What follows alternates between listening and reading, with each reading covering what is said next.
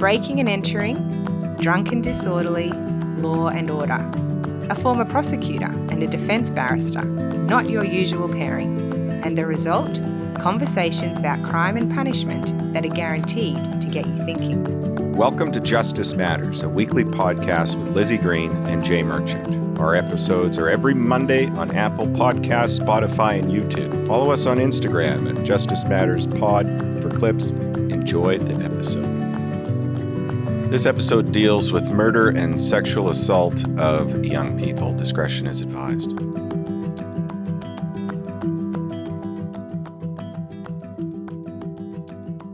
Morning, Liz. Good morning, Jay. How are you? I'm very well. How are you? Yeah, I'm good, thank you. That's really good.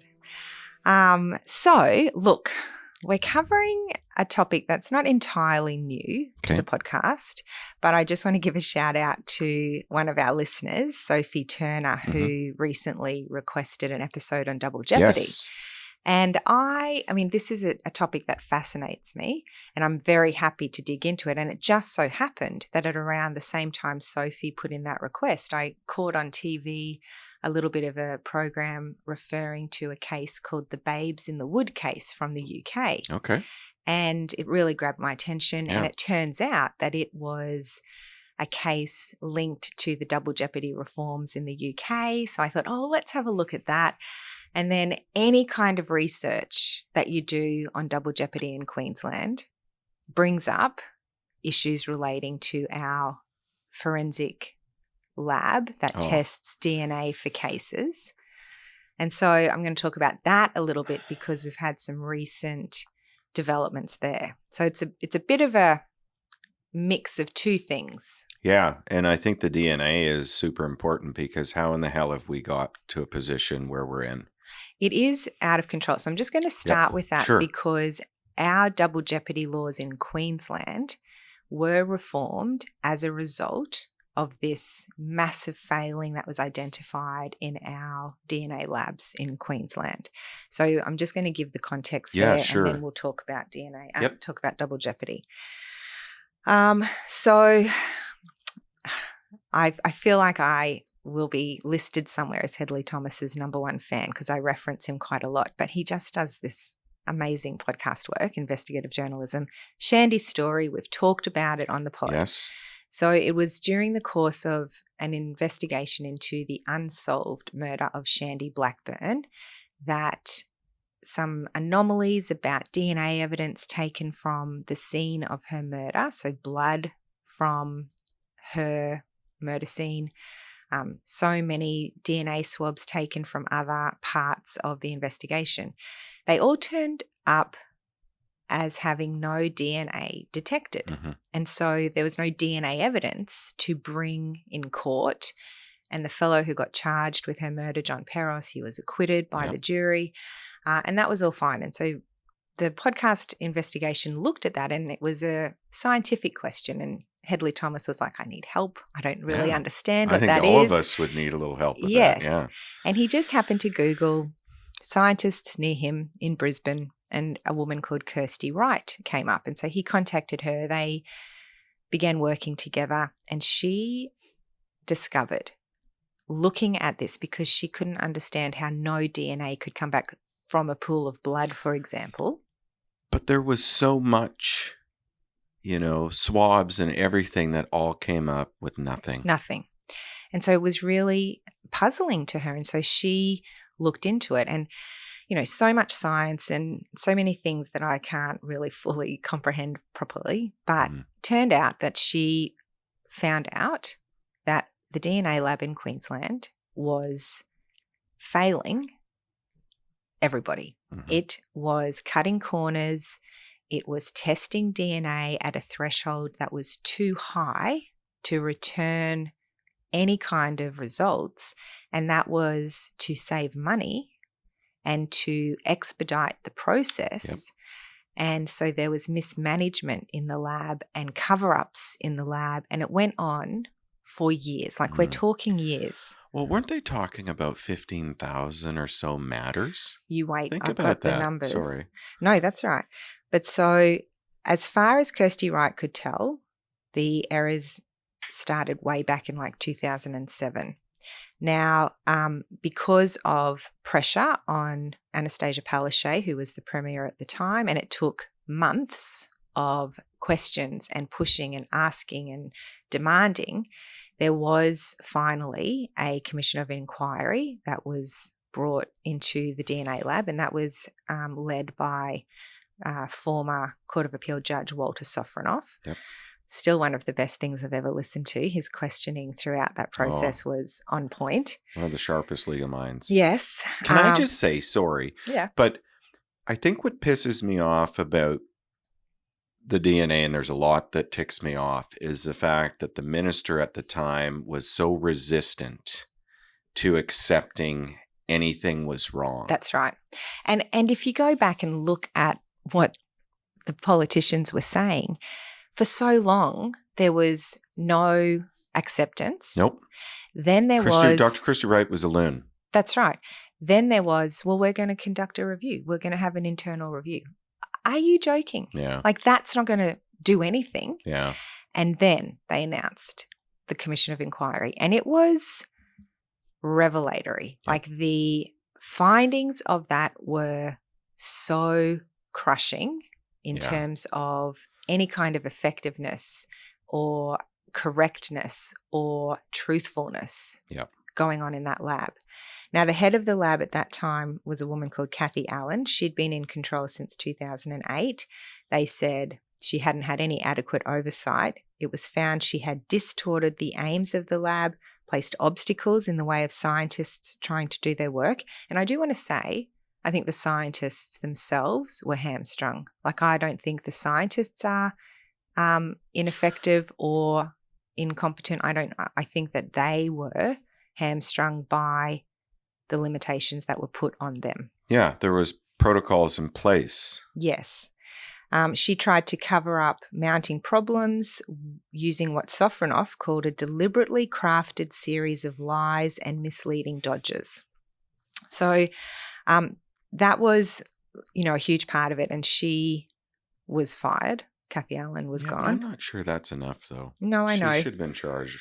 And so they had a clean sweep, they said. They brought in someone new, a woman called Lindsay Wilson-Wild, who was lauded by the politicians as this, really respected scientist who was coming in to clean up the lab, and everything was going to change. Mm-hmm. And it all, it was all so important because the types of samples that we're talking about were from murder cases and serious assault cases and rape cases. And so these victims of these crimes, there just was not any results that amounted to prosecutable matters. Yeah, and you take a look at the samples that they're taking them from, something should have came back.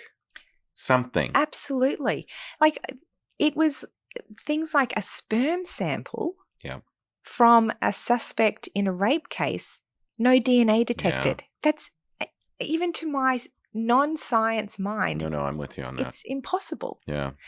And so there was this little period of time where the new lab was going. It was called the Forensic Science Queensland, FSQ. Mm-hmm. And then we had to have another inquiry because there were still issues with the lab. Yeah. And so that was run by Annabelle Bennett, a former federal court judge, I believe. And there were still issues. There were still issues with the processes and the testing thresholds, and there was money that had been allocated, like so much money that had been allocated for outsourcing of the backlog of matters, and it was being spent elsewhere, so there were still all of these issues. And so Kirsty Wright, who thankfully was like a dog with a bone. Oh, she never gave up. Did not let this go. And she, I was so frustrated. I remember once Anastasia Palaszczuk was talking about, thank you to the inquiry of commission and look what we're going to do. Didn't even mention Kirsty Wright. Yep. And they both, her and the minister, thought she was a loon. I know. And now both of them are out of office. So there you go. There you go. So anyway, a new report came out just this year. 2025, and it was authored by Kirsty Wright and others. And it was a comprehensive look at the new lab, Forensic Science Queensland. And it has revealed that despite major investment, there have been growing backlogs and delays, especially in relation to rape kits, major crime DNA testing, unidentified human remains, and historical case reviews. Under the new lab, turnaround times increased dramatically, with major crime samples taking over 400 days to provide results, and rape kits sometimes sitting untested for over 12 months. Fuck. You think about these victims. Well, and the backlog and the courts and the fact that we've just got to get it right. And more concerningly, the new lab, led by Lindsay Wilson-Wild, had internally identified, I think it was in March 2024, maybe 25, anyway, had internally identified that unvalidated or unreliable DNA methods were still in use. There were high retesting rates of up to 25% of samples were repeatedly failing quality checks, and systemic contamination of samples was occurring weekly. So these issues were noted in an internal document, but were not properly disclosed to police, to prosecutors, to the courts, or to victims of crime. Like, it's worse. It's worse than it was.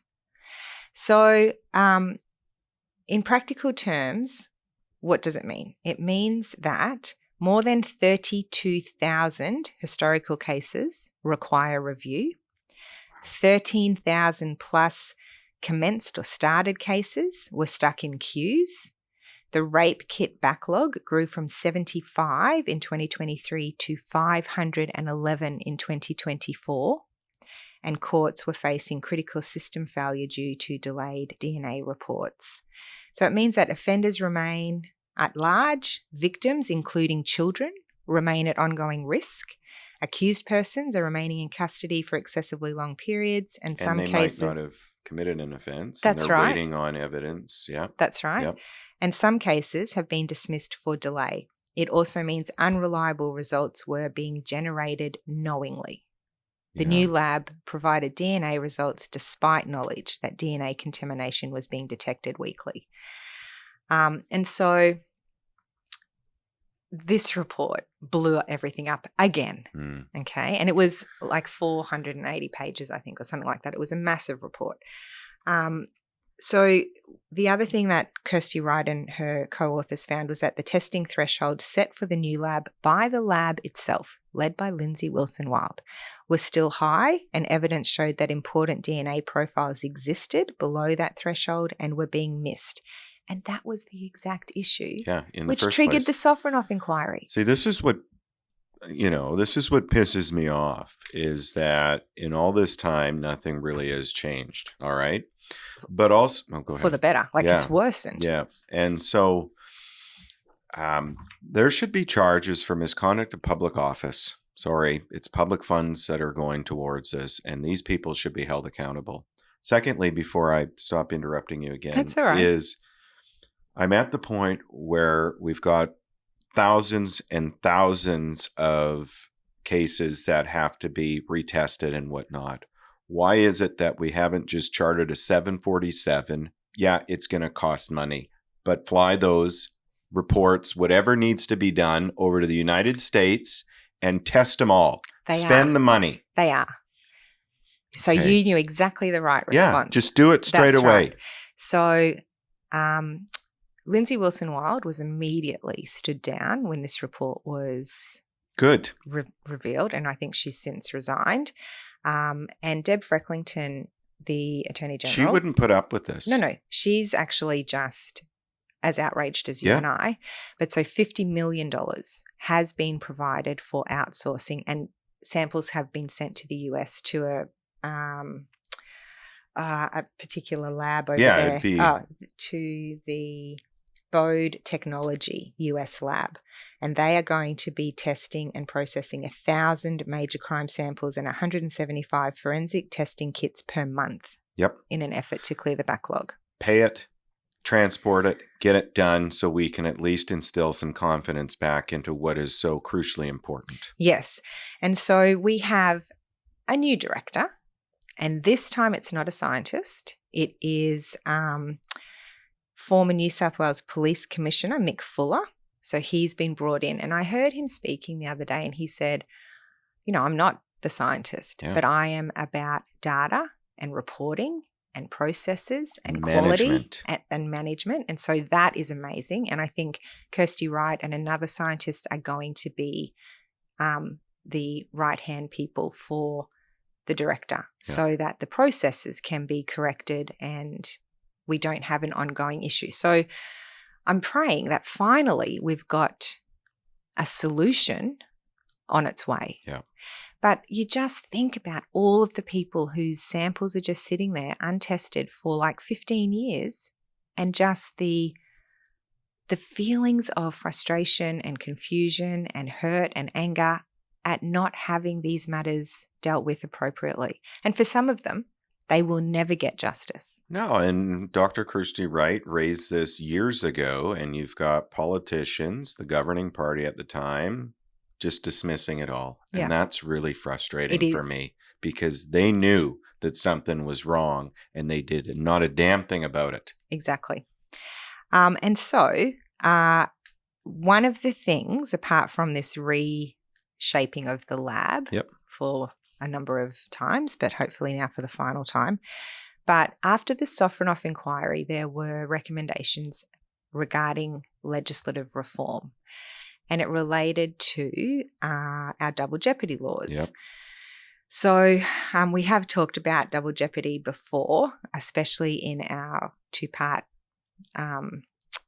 discussion of Raymond Carroll, who was charged and acquitted of the murder of little Deirdre Kennedy.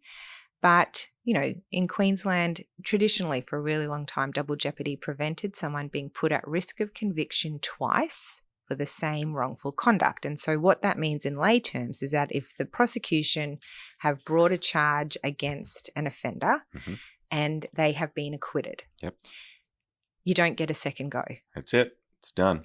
And the rationale has always been that if the prosecution are bringing a case, they have all of the power of the state, the resources, the money. So they have to make sure they damn well do it properly the first time. Yeah, or don't do it at all. That's right. Yep. And so that's, and that is fair. That makes sense, because you've got the wealth of the state versus the little individual who's presumed innocent until proven guilty. And if the prosecution don't get the verdict they want, well, too bad. That's right. And that's also, I think, why the prosecution don't get to appeal an acquittal. Yeah, which is different in Canada, by the way. I just found that out. Yeah. Yeah. But so, that's all fine. But we then had a little exception that said if it was a murder acquittal or a manslaughter acquittal, there might be an exception to that double jeopardy rule. And if it was fresh and compelling and in the interests of justice, you could have a retrial. And that reform actually came after the Raymond Carroll case, because they did have new forensic evidence in that case after he'd been acquitted. And so they couldn't retry him even with that new evidence. And so they tried him with perjury for lying at his first one. He got convicted and it was overturned because they said it breached double jeopardy. And so then the reforms came in saying, well, if it is this fresh and compelling evidence, you can retry. Now, hugely frustrating. He was never retried. No. They even had to go back and do further reforms to make the laws retrospective to capture someone like Raymond Carroll, and he was specifically referenced, and yet no retrial. No. So I just think, well, why did they bother? And Raymond Carroll was mentioned in like New South Wales law reform for double jeopardy. Oh, yeah. His case is acknowledged to be a miscarriage of justice on the side of the victim, not for him, on the side of the victim, and nothing. He's just lived his life. Yep. Anyway, and so we'd already had that reform, the ability to retry in certain specific circumstances, after the Sofronoff inquiry, we reformed the double jeopardy laws again. And so what happened was that the Act expanded the fresh and compelling evidence exception to allow retrials for 10 additional serious offences. They're called prescribed offences, and they include manslaughter, attempted murder, killing an unborn child, unlawful striking causing death, rape, aggravated sexual assault, engaging in penile intercourse with a child under 16, abuse of persons with an impairment of the mind, incest, and repeated sexual conduct with a child. And that's massive. Okay, that's a huge broadening of our exception to the double jeopardy principle. Yeah, provided there is fresh and compelling. And it's in the interest of justice. And it's in the interest of justice, yes. yeah. And so under the changes, an acquitted person can be retried if they were acquitted of a prescribed offence, it was an alternative verdict open on the original charge, or the offence was an alternative for murder. So it's quite broad.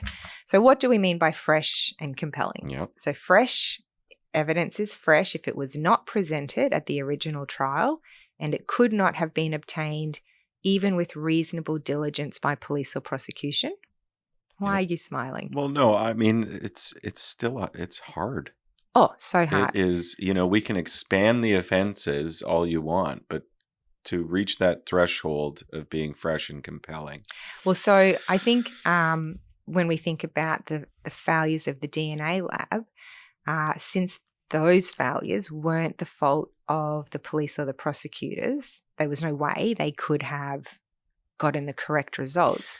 Retested DNA could fall within that definition of fresh. Yeah, I think there will be a huge legal battle on the that. First case. Yep. And I think, and it could be the case that they find something in the Peros matter, in the Blackburn. But so do you think it should be fresh? Oh, I think that there needs to be a legal argument on it, because I don't know. I mean, we're just speaking hypothetical, right? Course, you know what I mean? So it depends on what's found, if anything, and whether or not. But let's say any DNA sample gets retested under the new lab, and before the police were given a result of no DNA detected. Under the new testing, a suspect is identified. Now, the police and the prosecution could not have gotten that information at the first investigation because they don't do the testing. They don't have that ability. So surely it fits that definition of fresh. I'm not sure, because we're just speaking hypotheticals here, but it was the protocol in place that rendered no DNA. That protocol wasn't police or prosecutions. No, but that was the protocol at the time. And so there's just a sense of finality here. I'm just not sure. But hey, we'll see what happens. Once you get past that, once you've established it's fresh, you also have to establish to the court that it is compelling. And compelling means it is reliable, substantial, and highly probative of guilt. Yeah. And I mean, that's where there's going to be a lot of argument too. So hypothetically, they do find something. Yep. In a circumstantial case, I mean, DNA, blood, fingerprints is circumstantial evidence. That's right. Of what might be an offense, but it's not direct evidence of an offense. No, and we've talked about the case of TAL, which is the only case where there has been even an application for a retrial under the fresh and compelling exception to double jeopardy. And as I remember it, in that case, there was DNA of the alleged offender found on the pillow of the victim. They were involved in a relationship. And so they said that, okay, maybe it's fresh, but what does it prove other than that he was in on a relationship or closer? On the bed. And so there was no retrial. And that's the only one that has ever been brought. I think we need more. We definitely need more. So I think it is of limited practical benefit, these changes. No, I do too. I think it's going to be tough because in a circumstantial case, Liz, we just talked about it. If you got even if they have DNA or fingerprints it is circumstantial evidence Yeah. that does not do anything except say that they were in a relationship or that they had contact at some point. And so then I thought, okay, are we an anomaly? And so I looked at the UK, all right, and this Babes in the Wood case, Yep. because I knew that it was related to double jeopardy reform in some way. And it is a really sad case. Okay, So, I'm looking forward to hearing about it. So it's from 1986, and it relates to the sexual assault and strangulation of two little 9-year-olds, Nicola Fellows and Karen Hadaway, in some woods near Brighton. So these two little girls, they lived in the same council estate.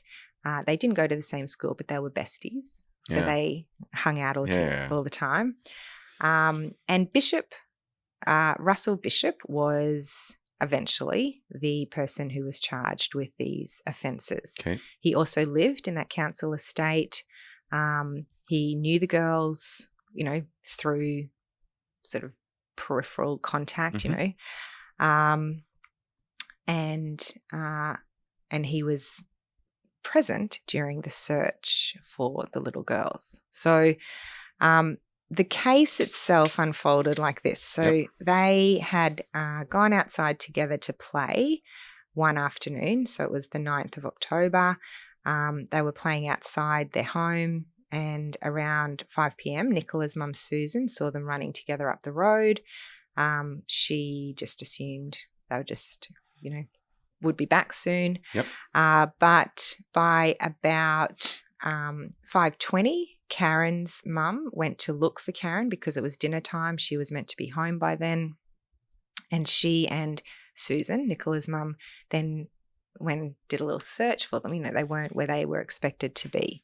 So they did get some help from some neighbours. It was a bit of an informal search. Come on, where are the girls? Calling out for them. It was getting a bit dark by then. There was no sign of them. And so because they're only 9, the parents called the police, as you would, and pretty good response. The disappearance was formally recorded, and there was immediately a police search added to the neighbourhood search. So there were search dogs, there were police officers, there was members of the community all searching for these little girls. The next day, their bodies were found in a makeshift den in a place called Wild Park, which was another wooded area on the eastern outskirts of Brighton. The den had been constructed from branches, leaves, and other vegetation. It was searched by 2 teenagers, like older teens. Right. They were called men. Yep. And their bodies were partially covered with sticks and foliage. They were positioned side by side in what police later called a hastily arranged or thrown together manner. Okay. So autopsies revealed that both of them had died from manual strangulation, and the estimated time of death was thought to be sometime in the evening of the 9th. So the night they went missing. Yep. There was also evidence of sexual assault indicated by physical trauma and the state of their clothes. It was quite dishevelled, and some items had been removed. Now, we're talking 1986, so no biological material such as semen was able to be identified back then. Back in the day. Yeah. But initial examination of the crime scene revealed drag marks leading to the den, suggesting they may have been moved post-mortem from the immediate place of attack. There was no murder weapon or obvious tools recovered. Their clothes were very carefully preserved by the forensic team, which became useful down the track. But there wasn't, at that time, any useful trace evidence able to be analysed. So during the search for the girls, there was this fellow called Russell Bishop. He was 20 years old and a roofer, and he helped. He was participating in those community searches, but he caught the eye of police, even at that early stage, due to his demeanour and some statements he made to the police. So, for example, and I took this from an appeal judgment, Bishop was talking to an officer who was on duty, and Bishop asked him, "Do you think the kids are around here?" And the officer answered he didn't know. And Bishop said, "I reckon they've either gone north, or if they're here, they're finished." And the police officer said, "Well, Brighton..." How would you say that? I know. Brighton has some strange people in it. And Bishop said, yeah, anyway, I'm not searching anymore. And when asked why not, he said, no, I mean, the old Bill wouldn't believe it, would they? If I found the girls and they were done in, I'd get the blame. I'd get nicked. Sorry. Is that consciousness That's of huge. guilt? Yeah. Added to this, he knew both of the girls, and he had been observed in the vicinity of Wild Park on the afternoon of the 9th. Now, he had a partner called Jennifer Johnson. He also had a 16-year-old girlfriend called Marion. On the afternoon of the 9th, he and Marion had actually called at Nicola's house because he was friends with a lodger that they had there. Okay. Nicola answered the door, said the lodger wasn't there. They left, no contact between them, so that there could have been no trace evidence transferred. Right. And then he was still just seen in that area in that afternoon. Now, his story kept changing as to where he'd been, what he'd been doing. It emerged there'd been some unease amongst the residents of the council that he was a bit of a lech when it came to young girls. He was described as a petty criminal. He had a habit of prolonged staring and inappropriate behaviour towards children. And so he really quickly did become a key suspect. Now, one of the other pieces of evidence that they'd found was a jumper, a sweatshirt. Okay. And it was found near the scene. Near the den? Yeah, near the den. Okay, yeah. And his girlfriend, Jennifer, in her very first conversation with police, identified it as Bishop's. Okay. She recanted that down the track. And he said it wasn't his. And so that was one problem. Jennifer also gave him an alibi. She said that he'd gotten home quite early that afternoon. They had a 3-year-old son and they had had dinner, bathed him, put him to bed, and then they watched a movie together. So he had an alibi from his partner. It's interesting that she consciously brought up the sweater, though. No, they asked. Oh, okay. They did ask about it. But anyway, he was still charged and arrested and charged for the double murder by 31st of October. Is there enough there, though? Well, he was held for questioning and then initially released as the forensic evidence available was inconclusive. But after there were some additional witness statements, which I think were about placing him at the scene and other information about him, he was rearrested and formally charged on the 5th of December of that year. So then the trial commenced in November 1987. Yeah, I mean, I'm struggling because, I accept that he's a creep. Well, but you can't just convict somebody on being a creep. Because in red here I've written, let's see if there's enough evidence to convince you, Jay. Oh, there you go. So that's funny. That's awesome. I was you might take I'm struggling on that one. But so the sweatshirt that had been found had paint flakes on it that matched the paint where he worked. It had been previously identified as his, but then the girlfriend said that's right. His post-arrest behaviour was brought up. He reportedly taunted detectives with remarks like, how's the babes in the wood murder inquiry up the creek without a paddle? I don't know. So he clearly had some issues. But the defence really focused on that alibi. The accused himself gave evidence saying he had been fixing a car that evening and then went straight home. So the trial took 2 weeks. The jury deliberated for about 5 hours and he was acquitted on the 8th of December. That verdict did draw immediate outrage in Brighton. Local media described it as a sensational acquittal, and there was community frustration over that unresolved case. He was acquitted by jury of his He was peers. acquitted, and then he was released. He did boast to reporters about his exoneration. Yeah, well, perhaps the gal shouldn't have recanted. If that sweater was his, she should never have recanted, and she should have been grilled on cross-examination. So what happened next? Yep. He persisted in a bit of a predatory manner towards children. He didn't get any further charges until 2 years later. Okay. January 30, 1990. Yep.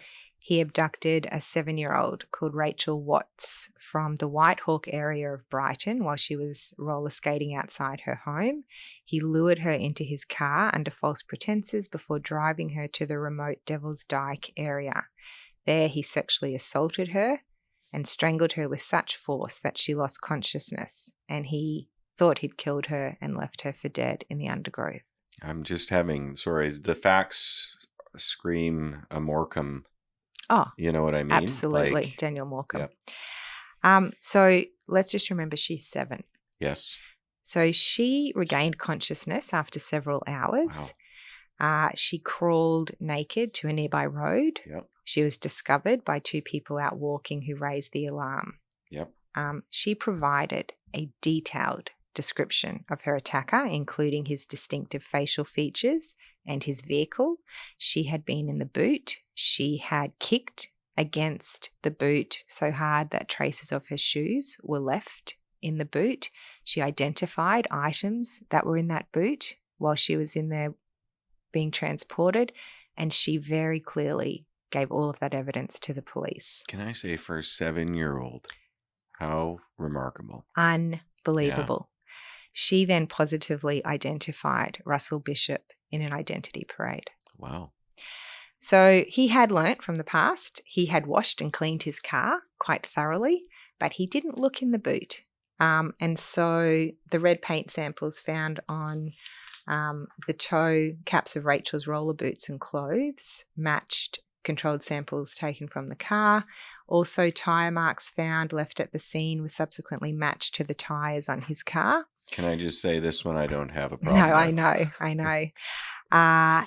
And fibres from her clothing were found inside the boot of the car as well. Now we have early DNA techniques, and they were applied to a pair of discarded jogging pants that had both Bishop's and the victim's DNA.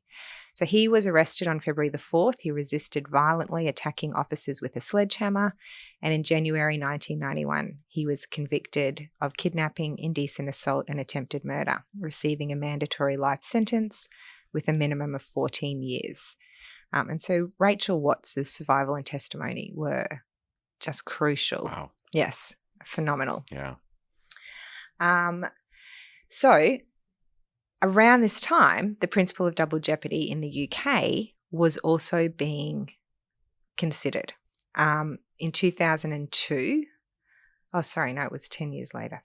10 years later. In 2002, the Criminal Justice Bill, Double Jeopardy and Prosecution's Appeal, was presented and subsequently passed, and it was more victim-focused, and it was based on proposals made in 2 major reviews commissioned by the government. One specific case involved the racial murder of a black teenager called Stephen Lawrence, but the notes to the bill also talked about the Russell Bishop case. Okay. And that was because that evidence that he had done that to Rachel was so similar to what had happened with Nicola and Karen. Yeah. All right. So Russell's case was then reinvestigated in relation to the 2 girls. And there was the ability now for re-examination of the exhibits applying the latest DNA techniques. The DPP authorised the retrial application for the murders of Karen and Nicola in 2017. Court of Appeal granted permission in December 2017, citing the evidence as novelty and strength, so fresh and compelling. And he was able to be then prosecuted again after 31 years. I wonder, and I'm still stuck on that sweatshirt that gal said and recanted. I wonder if there was anything on that sweatshirt, because I tell you what, if there was, I'm going after that gal. So, fresh forensic evidence was presented which linked Bishop to Nicola and Karen, found on the jumper located near the scene. Son of a bitch. Fibres from the jumper were found on the clothes of the girls, and the jumper had Bishop's hairs and fibres from his own clothes on it. There was a 1,000,000,000 to 1 match to Bishop's DNA. Further evidence provided said there were skin flakes left on the arm of the girls, and there was also a 1,000,000,000 to 1 match that the DNA found there was his. Thankfully, the pathologist had taken a taping from Karen's arm that had been kept in the archive and was able to be tested that 32 years later or whatever it was. And the maroon paint fragments on both the sweatshirt and the victim's clothes were consistent with those from his Ford Fiesta. Unbelievable. In police interviews in 1986 and on his rearrest in 2016, he changed his story several times about whether he touched the girls' bodies after joining the two young men who found them. He was confronted with the new DNA evidence and eventually claimed he'd taken her pulse to see if she was still alive, but that was not borne out. And so he was found guilty for the murder of the two girls, received 2 life sentences to serve a minimum of 30 years in prison. He showed no remorse during proceedings, maintaining his innocence despite the jury's findings. He died in 2022 in prison from cancer, and the victim, Rachel Watts, went public after his death. With, identified herself. Yeah, for sure. Now, you'll love this bit. Bishop's former partner, Jennifer Johnston, was also charged with perjury for lying about the jumper in the first trial. She wasn't called to give evidence at the retrial, but the prosecution said the 1987 trial would likely have been decided differently if she hadn't lied. And this is my problem. I just am infuriated by stories like this, where somebody could have changed everything. Yeah. And they chose not to and lie about it. But so she did get a sentence of 6 years imprisonment in 2021. Good. And I hope she has a hell of a shit time in prison. She tried to say that he had been abusive, manipulative, and I'm not doubting that necessarily. But we don't have anything to suggest. You know what I'm saying? Well, but also, even still, these were 2 brutally murdered little 9-year-olds. Yeah. And she knew he was getting away with it. And did nothing. And she had a child herself. And if anyone should know, it's somebody with a child, right? So recent news, October 2023, the BBC has reached a confidential settlement and restated an apology to Michelle, the mother of schoolgirl Karen. In 1991, she claimed that the BBC reporter Martin Bashir requested her daughter's clothes for DNA tests for the BBC, for a BBC social affairs program, Public Eye. Yep. That investigation was never aired, and her call for the return of her daughter's clothes was ignored by the broadcaster. And despite a review of the case in a fresh effort to try to locate the clothing in 2021, the clothes were never returned, which is just such a breach of trust and duty and whatever else. Decency. April 2024, Sussex Police have formally apologised for the failings in its initial investigation into the murders. I feel like they did try. I was going to say, I'm not as critical. I mean, they were actively deceived by a material witness. I think one of the problems was that the father of Nicola was wrongfully arrested in a connected investigation in 2009. And Russell Bishop had tried to cast suspicion on him, so I think there was that element of unfairness to him as well. But to me, that's like, yes, there was reform to the double jeopardy laws. We've seen, so the Stephen Lawrence case, that was the other impetus for change. There was also retrials in his case for 2 of the accused who were then convicted. And so I look at that and I say, well, they're actually doing something with their double jeopardy reform. Yeah, they're making strides. Yes. Raymond Carroll, meanwhile, in Queensland, has never been charged. We've talked about John Peros. And this is going to be interesting because it really is. There is going to be a big battle. And I think you and I, if and when this happens, we need to go watch that in court unfold, because I think it's at that level. New South Wales reform, the one case, or one of the only cases I found where they did retry, was a matter where a guy called Philip Lung was charged with murder of his long-term partner Mario Gazzetti, who was found dead at the bottom of a staircase. And there was a blunt force injury to his head and neck, which could have been caused by someone striking him, or it could have been caused by him hitting a wall or the staircase. So he gets charged in 2009. He's acquitted on both charges when the judge said there was insufficient evidence, directed the jury to acquit. 2 years later, the Crown used the double jeopardy reform to retry him, and the laws allowed it. And again, the judge directed the jury to find him not guilty in that case. And then a year later, he was the first man in New South Wales history to be tried 3 times for a homicide after his acquittal was quashed and a new trial was ordered. And in that trial, he was found guilty of manslaughter and then was released 2 years later after successfully appealing that. So I'm like, how are you wasting time on this case when, a classic New South Wales case is the Bowerville murders of the 3 Indigenous children? There's been no retrial there yet. Like, what are they doing? Yeah, and no, I'm going to have to look into that one because that one bothers me. So I just feel like we make these changes to the law. Is it to appease the public? Like, I don't know. It does get votes, Liz. I know, but then there's no traction politics, there. yeah. There are cases crying out to be retried under the reforms. Well, what's happening? Yep. Anyway. Well, but no, you raise a really good point. We need to get all of them tested first, one thing at a time. Yeah. So, yes, really watch this space with the new DNA lab. I have such faith in Kirsty Wright's input and guidance of the new lab. Yeah, and I have to say that it's refreshing to have confidence. Like, I've got confidence in our Attorney General on this. I've seen her speak.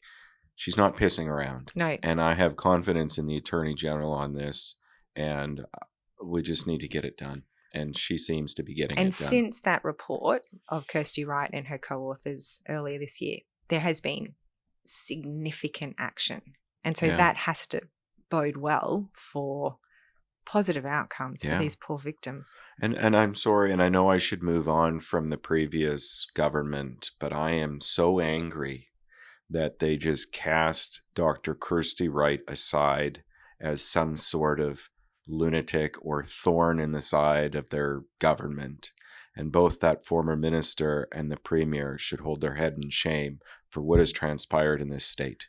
And you can go back and look at the 7 months of them protesting that the lab was fine. Yeah.